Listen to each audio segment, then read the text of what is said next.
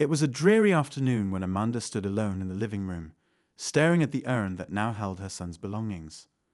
The weight of her grief felt unbearable, yet her instincts wouldn't let her rest. Something about the whole situation surrounding Marcus's death didn't sit right with her. At only 16, Marcus was a bright, ambitious boy who had so much to offer the world. He was the light of Amanda's life, the one person who could make her smile even on her darkest days. But now that light had been extinguished, and Amanda's heart was filled with questions she couldn't shake. The funeral had been heartbreaking. Friends and family filled the small church, their whispers blending into a painful hum that Amanda could hardly bear. They all had kind words for Marcus, about his kindness, his humor, and the way he had a knack for lifting everyone's spirits. But Amanda noticed something strange as she greeted the mourners. A few avoided her gaze. Their faces seemed tense, as though they were hiding something. She couldn't put her finger on it, but the unease it brought her was palpable. After the service, Amanda's thoughts turned dark. What if she hadn't been told the full truth? The official story was that Marcus had died in a tragic accident while walking home late one evening. The police report claimed he was the victim of a hit and run, a senseless tragedy that left no witnesses. But deep down, Amanda couldn't believe it. There were too many loose ends, details that didn't add up, answers that felt rehearsed when she asked questions.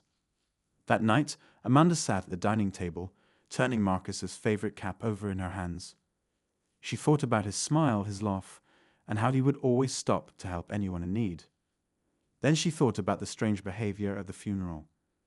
Her instincts screamed that something was wrong. Marcus had always been a careful boy, especially when walking home. The idea that he was simply in the wrong place at the wrong time didn't fit. Desperation drove Amanda to do something she never thought she'd consider. Late one evening, a week after the funeral, she went to Marcus's room and retrieved a small camera she had bought for home security. With trembling hands, she tucked it into her bag. It was unconventional and perhaps even irrational, but Amanda knew she had to find answers. She had to know if her gut was right, if there was more to Marcus's death than what she had been told. The next morning, Amanda visited the cemetery alone. She waited until the groundskeeper wasn't looking and carefully placed the camera inside the ornate coffin. She positioned it just so, ensuring it would capture everything happening around Marcus's final resting place. She whispered a quiet apology to her son for disturbing his peace, but promised him it was for the greater good. The first few days brought nothing unusual. Amanda checked the footage every night, her heart pounding as she hit play. The cemetery was quiet, with only the occasional visitor walking through. On the fourth night, something changed. As Amanda reviewed the footage, her blood ran cold. At first, it was subtle, a shadow moving just beyond the camera's range. Then, faint voices, low and indistinct, filled the audio. Amanda leaned closer to the screen, straining to make sense of the murmurs. The voices sounded like they were arguing, though she couldn't make out the words. Her heart raced as the shadows grew larger, and then a figure came into view. The man's face was partially obscured by a hood, but his movements were deliberate. He seemed to be searching for something, his hands brushing along the edges of the grave. Amanda's breath hitched as the camera captured another figure joining him. They exchanged hurried words before kneeling at the coffin. The video ended abruptly, but Amanda had seen enough to know her son's grave was being disturbed, and that these weren't ordinary mourners. Fear and determination surged through her veins as she realized she was onto something far bigger than she could have imagined. Whatever secrets lay buried with Marcus, someone didn't want them uncovered.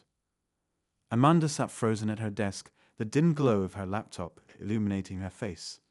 The video had left her shaken. Her hands trembled as she replayed the footage, watching the figures move with a purpose that felt sinister. She couldn't understand why anyone would be at her son's grave in the middle of the night, let alone behaving like that. Who were they? What were they looking for? And most chillingly, how were they connected to Marcus? Tears welled up in her eyes as she closed the laptop. She felt like she was drowning in a sea of grief and confusion. Losing Marcus had already shattered her world. and now the thought that someone might be tampering with his resting place was unbearable. She couldn't sleep that night. Every time she closed her eyes, the images from the footage played on a loop in her mind. The next morning, Amanda decided to take a step back and try to make sense of everything. She poured herself a cup of coffee and sat at the kitchen table, staring out the window as memories of Marcus flooded her thoughts. He'd always been full of life, curious, compassionate, and fiercely loyal. He had a small circle of close friends and a knack for making people laugh. Amanda couldn't imagine anyone wanting to harm him, let alone desecrate his grave. But as she thought about Marcus's friends, her mind snagged on a memory. A few weeks before his death, Marcus had come home looking troubled. When she'd asked him what was wrong, he brushed it off, saying, "It's nothing, Mom, just some school drama." Amanda hadn't pressed him at the time, trusting that he'd tell her if it was serious. Now she regretted not digging deeper. She decided to start there. Marcus's best friend, Jamal, had been like a second son to her. The two boys had been inseparable since kindergarten, and Amanda trusted Jamal like family. She picked up her phone and called him, her voice steady despite the storm raging inside her. "Jamal, sweetie, it's Amanda," she began, trying to sound calm. "I was wondering if you could come by today. I'd like to talk about Marcus." There was a pause on the other end before Jamal replied, his voice hesitant. "Sure, Mrs. Taylor. I'll be over in an hour." When Jamal arrived, Amanda could see the weight of grief in his eyes. He hugged her tightly, and for a moment they both held onto the shared pain of losing someone they loved. Amanda led him to the living room, where they sat on the couch. "Jamal," she began, "I need you to be honest with me. Before Marcus, before the accident, was there anything going on that he didn't tell me? Anything that seemed off or out of the ordinary?" Jamal shifted uncomfortably, his gaze dropping to the floor. "Mrs. Taylor, I don't know. Marcus didn't talk about it much, but I know he was stressed about something. He said he was dealing with some guys at school who were giving him a hard time. I told him I'd have his back, but he didn't want me to get involved. He said he could handle it." Amanda's heart sank. "What kind of guys? Did he ever tell you their names?" Jamal hesitated, then shook his head. "No, but I think they were older. Maybe seniors or even guys who had already graduated. Marcus didn't say much, but I could tell he was worried." Amanda's mind raced. If Marcus had been dealing with trouble at school, could it be connected to what she saw on the footage? She thanked Jamal and promised to call if she needed anything else. After he left, she sat alone, piecing together what little information she had. Later that evening, Amanda reviewed the footage again, pausing at the moment the hooded figures appeared. Something about their movements felt deliberate, as if they weren't just randomly prowling the cemetery. She zoomed in on one of their hands and noticed a faint glint of metal, a tool of some sort. They weren't there to mourn. They were there to dig. Amanda's chest tightened as a horrifying thought crossed her mind. What if they weren't just disturbing Marcus's grave? What if they were looking for something buried with him? The idea seemed far-fetched, but it was the only explanation that made sense. The next day, Amanda decided to visit Marcus's school. She spoke with his guidance counselor, Mrs. Evans, who had always been kind to Marcus. Amanda explained that she was trying to understand what her son had been going through before his death. Mrs. Evans sighed, her expression softening. "Marcus was such a wonderful student, Mrs. Taylor. He had so much potential. But I did notice he seemed distracted in the weeks leading up to the accident. I asked him if he needed to talk, but he assured me everything was fine. I wish I'd pressed him further." Amanda thanked her and left, feeling a mix of gratitude and frustration. Everyone seemed to have noticed that something was wrong, but no one had pushed Marcus to open up. Now, it was too late to ask him herself. That evening, Amanda returned to the footage once more. She decided to enhance the audio, hoping to catch something she might have missed. As she adjusted the volume and played the clip again, faint words emerged from the muffled murmurs. "We need to find it. Can't leave a trace." Amanda's breath caught in her throat. The voices were clearer now, and the urgency in their tone sent chills down her spine. They were definitely looking for something. But what could possibly be so important that they'd risk sneaking into a cemetery in the dead of night? Her mind flashed back to Marcus' belongings. After his death, she had packed up his room, but hadn't gone through everything in detail. Amanda rushed to the storage boxes in the garage, her hands trembling as she opened them.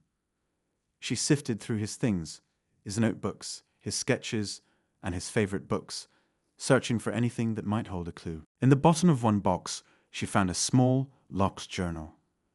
It was a plain, black notebook that she'd never seen before. The lock was simple, and with a little effort, she managed to open it. Inside, Marcus's neat handwriting filled the pages, but what she read made her blood run cold. The entries detailed encounters with a group of older boys who had approached him at school. They had pressured him into doing something he didn't want to do, something that Marcus clearly regretted. He wrote about feeling trapped, about how they had threatened him when he tried to back out. The final entry was short and chilling. They said, "If I talk, they'll come after me. I don't know what to do. I'm scared." Amanda clutched the journal to her chest, tears streaming down her face.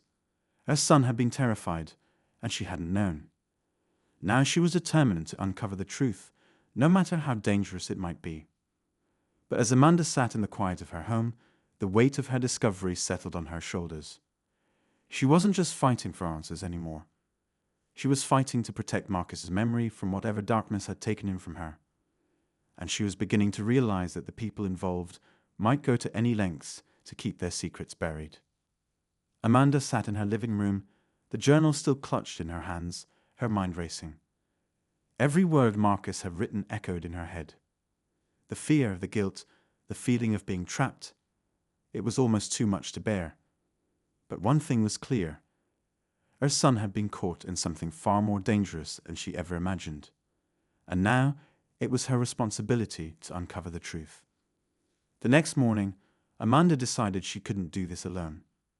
She needed help, someone she could trust. She thought of Detective Harris, a family friend who had known Marcus since he was a little boy. Harris had always been kind to Amanda, and she hoped he would take her seriously, even if what she was about to tell him sounded unbelievable. Amanda called Harris and asked if they could meet. When they sat down in a quiet corner of a local diner, she laid everything out: the footage, the journal, the strange behavior she'd noticed at the funeral. Harris listened intently, his brow furrowed as he took it all in. "Amanda," he said finally, "this is a lot. But I believe you. Something isn't right here. I'll look into it, but you need to be careful. If these people are dangerous, we don't want to tip them off that we're onto them." Hearing those words sent a chill down Amanda's spine. She thanked Harris and left the diner feeling both relieved and more anxious than ever. She had someone on her side now, but the stakes felt higher. If Marcus had been threatened, what would these people do to protect their secrets?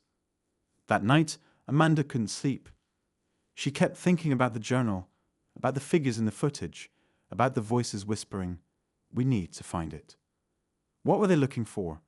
And could it be connected to Marcus? The next day, Amanda decided to visit one of Marcus' teachers, Mr. Carter, who had always spoken highly of her son. She hoped he might have noticed something that could help her piece the puzzle together. When she arrived at the school, Mr. Carter greeted her warmly, but with a hint of sadness in his eyes. "Mrs. Taylor, I can't tell you how sorry I am about Marcus. He was such a bright kid." Amanda nodded, fighting back tears. "Thank you, Mr. Carter. I appreciate that. I was wondering if you noticed anything unusual about Marcus in the weeks before he died. Did he seem different? Was he distracted or upset?" Mr. Carter thought for a moment, then nodded slowly. "Now that you mention it, yes. Marcus was always so engaged in class, but I noticed he started zoning out, like his mind was elsewhere. I asked him if everything was okay, and he said it was just stress about schoolwork. But I didn't buy it. There was something else going on." Amanda's heart sank. Another missed opportunity to help her son. She thanked Mr. Carter and left, her mind swirling with frustration and sorrow. It seemed like everyone had seen the signs, but no one had been able to reach Marcus in time. As Amanda drove home, her phone buzzed. It was Harris. "Amanda, I've been digging into some things," he said. "I don't have anything concrete yet, but I found out there's been some suspicious activity in the area around the cemetery. Late-night movements, reports of strange vehicles. I'm going to keep looking, but I thought you should know." Amanda's grip tightened on the steering wheel. "Thank you, Harris. Please, let me know if you find anything else." That evening, Amanda sat down with the journal again, reading Marcus's words over and over, hoping to find something she'd missed. Then, in one of the entries, a name jumped out at her. Derek. Marcus had written, "Derek keeps telling me it's no big deal. But it doesn't feel right. I don't know how to get out of this without making things worse." Derek. The name rang a bell, but Amanda couldn't place it. She grabbed her phone and started searching through Marcus's old messages and social media accounts. After hours of digging, she found a few messages exchanged between Marcus and someone named Derek. The tone of the messages was casual, but there was a tension beneath the surface, as if Marcus was trying to downplay something serious. Amanda decided to message Derek herself. She introduced herself as Marcus' mom and asked if he'd be willing to talk about Marcus. It was a shot in the dark, but to her surprise, Derek replied almost immediately. "Mrs. Taylor, I'm so sorry about Marcus. I'll talk if it helps," he wrote. They arranged to meet at a coffee shop the next day. When Amanda arrived, she spotted Derek instantly. He was a tall, lanky teenager with a nervous energy that made him seem uncomfortable in his own skin. "Thank you for meeting me," Amanda said, trying to keep her voice steady. "I just need to understand what happened to Marcus." Derek fidgeted with his cup, avoiding her gaze. "Marcus was a good guy, Mrs. Taylor. I wish I could have done more to help him." "Help him with what?" Amanda pressed gently. Derek hesitated, then leaned in, lowering his voice. "There were these guys, older guys. They ran this thing. They get kids to do stuff for them. Marcus got caught up in it." "What kind of stuff?" Amanda asked, her heart pounding. "Running errands, mostly. Deliveries. I don't know all the details, but Marcus told me he didn't want to do it anymore. He tried to get out, but they wouldn't let him. They said they'd come after him if he didn't do what they said." Amanda felt like the ground was crumbling beneath her. "Do you know who these guys are? Names? Anything?" Derek shook his head. "I don't know their real names. Marcus called one of them Red because of his hair, but that's all I know. I'm sorry." Amanda thanked Derek and left the coffee shop, her mind racing. She had more pieces of the puzzle now, but the picture was far from complete. Marcus had been caught in something dangerous, and it had ultimately cost him his life. Back at home, Amanda stared at her laptop, the footage still paused on the hooded figures. She felt a surge of determination. Whoever these people were, they weren't going to get away with what they'd done. Not to Marcus, not to her family. But as the night wore on, a nagging thought took root in her mind. If these people were willing to hurt Marcus, what would they do to silence her if they found out she was digging into their secrets? The danger was growing, and Amanda knew she was walking a fine line. Still, she couldn't stop. She owed it to Marcus to uncover the truth, no matter the cost.